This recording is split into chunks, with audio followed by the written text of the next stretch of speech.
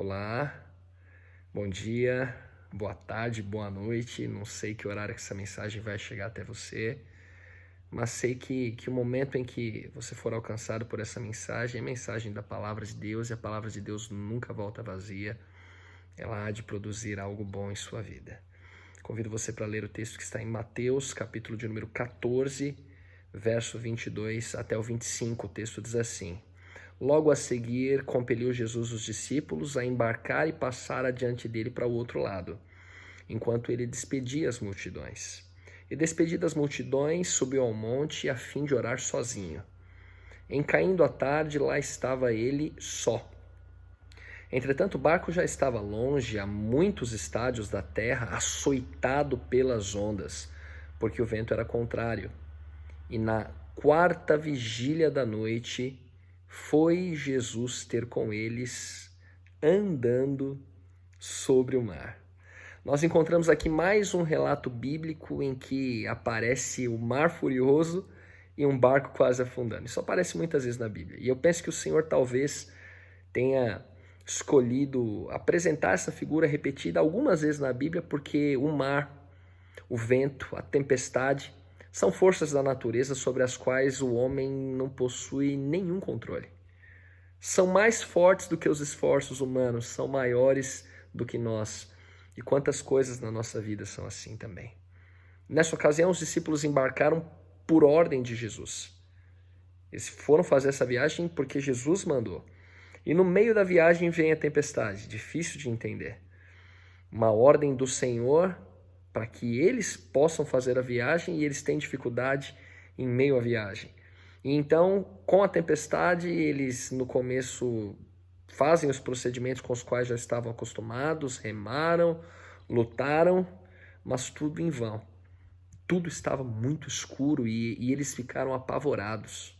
Veja, já passava das 3 horas da madrugada. Jesus não estava com eles no barco. Tinha tido uma situação anterior na qual eles passaram por uma tempestade, mas Jesus estava no barco. Estava dormindo, mas estava no barco. Dessa vez, Jesus não estava no barco. E é nessa hora mais escura, momento em que as trevas se fazem mais densas, que Jesus aparece e vem caminhando sobre as ondas. E quando os discípulos o veem, muito assustados, eles pensam que estavam tendo uma alucinação, que estavam vendo um fantasma. Mas Jesus de longe grita: "Tende bom ânimo, sou eu, não tenham medo." Jesus aqui faz uso de um método muito interessante. Na ocasião anterior, primeiro Jesus havia acalmado o mar e o vento, e só depois Jesus tranquilizou o coração dos seus discípulos. Mas desta vez, primeiro Jesus acalmou os discípulos para depois lidar com o mar. Por quê? Porque às vezes a tempestade no nosso coração é pior do que a tempestade de circunstâncias. E saiba, Deus é poderoso para acalmar tanto as tempestades de fora quanto as de dentro. Ele é poderoso para acalmar o mar e também o seu coração. E de que maneira mesmo foi que Jesus apareceu? Presta muita atenção nisso. Como foi que Jesus chegou até os seus discípulos? Andando sobre as águas. Por quê? Porque as ondas eram aquilo que ameaçava os discípulos. As ondas eram aquilo que trazia medo, desespero. Era o que estava roubando a paz dos discípulos. O que pode estar roubando a sua paz hoje? O que é que tem roubado a sua paz? O que é que te assusta?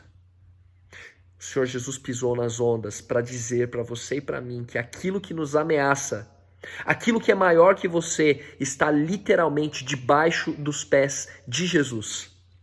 Por maior que seja o seu problema, nunca será maior do que o seu Deus. Pode estar escuro agora, mas o Senhor Jesus deseja acalmar o seu coração, mesmo antes de a tempestade passar. Agora mesmo, Cristo pode encher o seu coração de paz, com a certeza de que Ele é maior do que essas ondas que estão se lançando contra você.